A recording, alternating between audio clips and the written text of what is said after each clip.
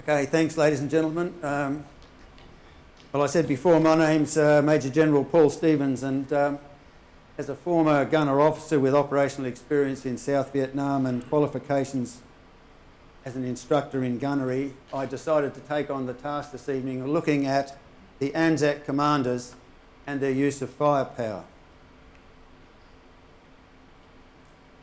I decided I'd look at all the commanders, both the formation commanders, shown here in brackets in red, and the gunner commanders, shown in yellow. You don't have to remember these names, but I'm probably going to mention one or two as I go on.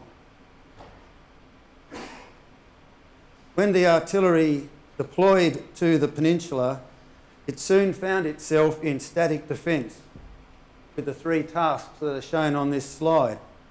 I'm going to be covering the first two, and Paul Harris will later on cover counter-battery. As Reese has said, the gunners faced many disadvantages. The beachhead was very shallow. The enemy held the high ground. Observation was difficult. Maps were poor. The flat trajectory of the field guns and navy guns did not suit the broken terrain. And in terms of ammunition, supply was always restricted. The field guns only had shrapnel until June, and then only a proportion of HE. And throughout the campaign, manufacturing defects brought the effectiveness of artillery shells down. To make things worse, because gun positions were hard to find at ANZAC, the theatre commander Hamilton took 5 of General Birdwood's batteries away to Helis, leaving Birdwood with about 1/3 of his normal corps artillery. The immediate problem for the gunners was protecting the infantry. So at corps level, the artillery advisor, Brigadier Cunliffe Owen, concentrated on getting the organisation of naval gunfire support as good as it could be. Many had expected, in fact, that the ships would dominate the battlefield, but that didn't turn out to be the case. Ships and ammunition were limited, guns couldn't hit defilated positions, and the available sea charts and land maps did not align, and they were using those to try and determine firing data. Nevertheless, the ships did prove useful against troops in the open, and gradually a workable system evolved for general support. So the ships were used to engage enemy guns, to interdict the enemy for defensive fire in depth, and they were used in support of attacks. On shore, the broken terrain meant the gunners had to push field guns forward onto the ridge lines if they were going to provide close defensive fire. It took a month of trial and error to find some settled positions.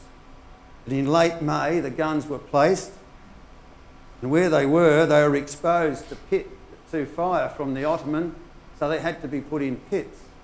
And you can see here 2 examples. The 4th battery had a very restricted arc of fire, so it could dig itself right in. The 9th battery had bigger arcs of fire, so it had to fire from open pits, providing protection for the gunners themselves.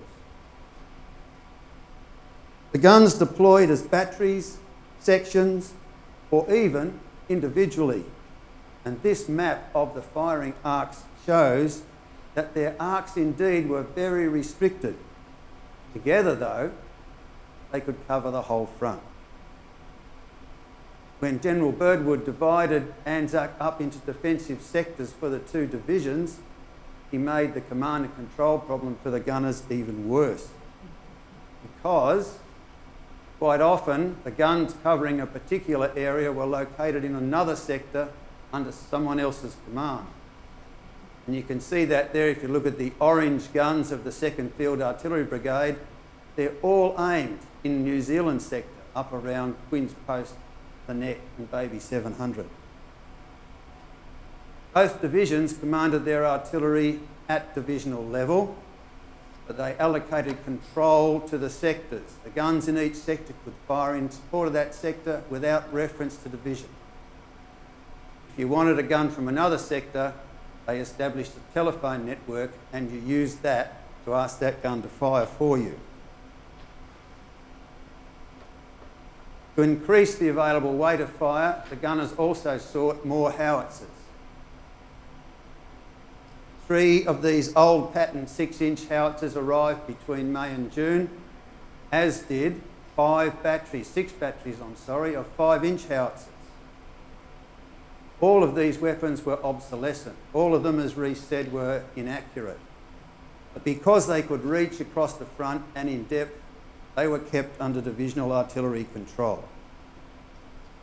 So gradually then, as this slide illustrates, in terms of defensive fire, protecting the infantry, the gunners established a quite sophisticated network that provided adequate and responsive cover.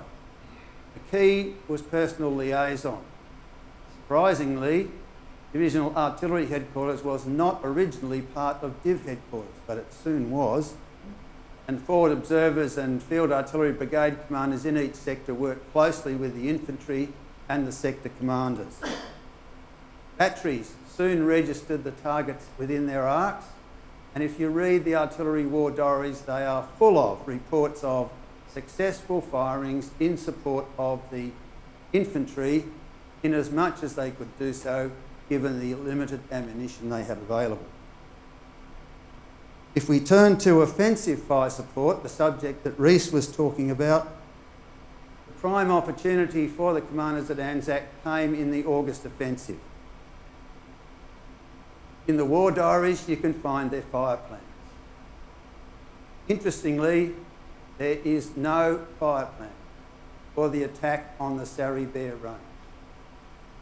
There's a little serial to fire on intermediate objective, but no fire plan. Perhaps that's not surprising, given that this was a surprise attack at night with indeterminate timings. And the Corps believed, indeed, that the heights of the range were only lightly occupied. However, I think a lack of any defensive fire plan to support the Corps once it had captured the heights has to be a real omission. For the attack at Lone Pine, the commanders realised they'd have to deal with the adjacent high ground at Johnson's Jolly and German Officers' Trench.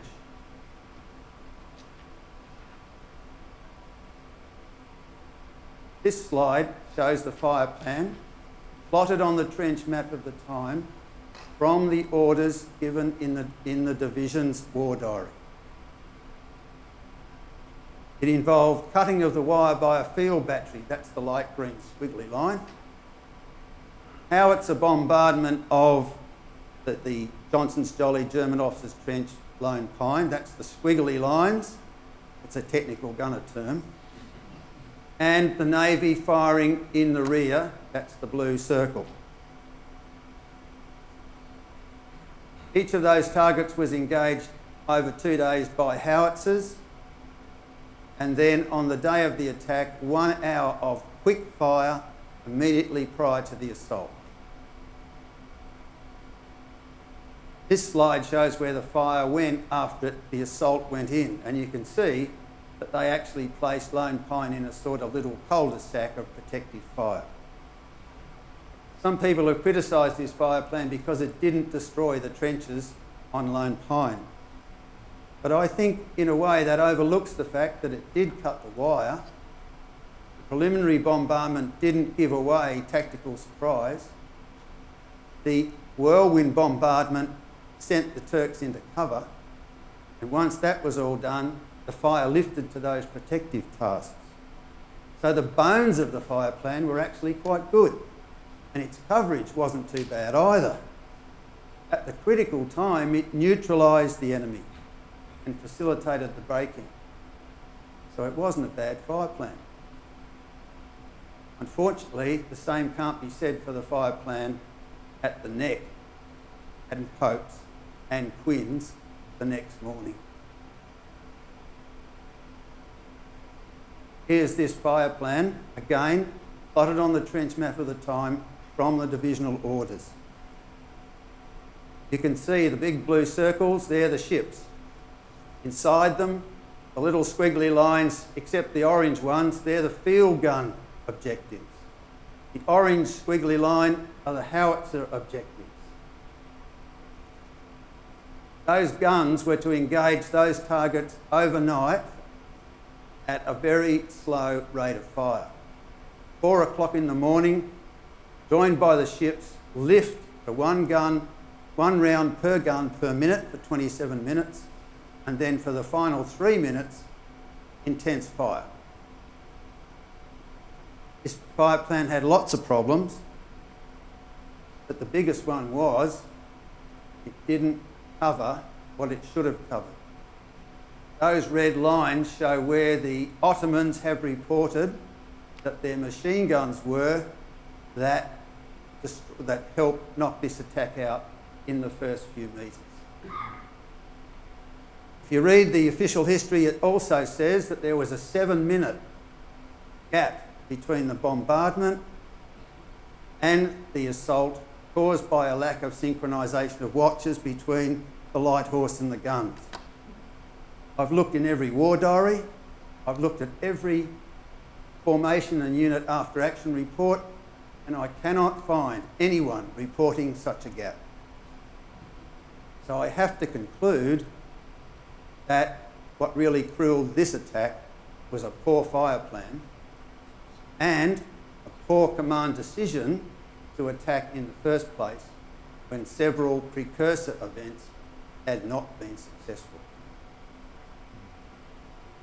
If you were to ask me for a one-liner then on how the commanders used their artillery, I'd say that in defence, not too bad. In attack, not really well. And that, in fact, is what Reece has just said was happening. Everyone was learning. Some lessons, if there are lessons. Every deployment brings a requirement to adapt to that new situation. So you've got to be prepared for that. And part of that preparation has to be solid technical and all-arms training. The third lesson, I think, is that effective use of firepower is a command responsibility, not just a gunner's responsibility. ANZAC showed that success was prejudiced and silly casualties were caused if the commander did not understand his fire support resources and did not base his plan on the capabilities of those resources. The days of someone making a plan and the gunners conforming to it was over. An all-arms plan, indeed with naval gunfire, a joint plan was required just then as it is now. So I'm going to leave it there, and questions in the plenary session will be fine. I can actually show you the fire plan for Hill 60 if you wish to see it, but it is basically the same message. Thank you.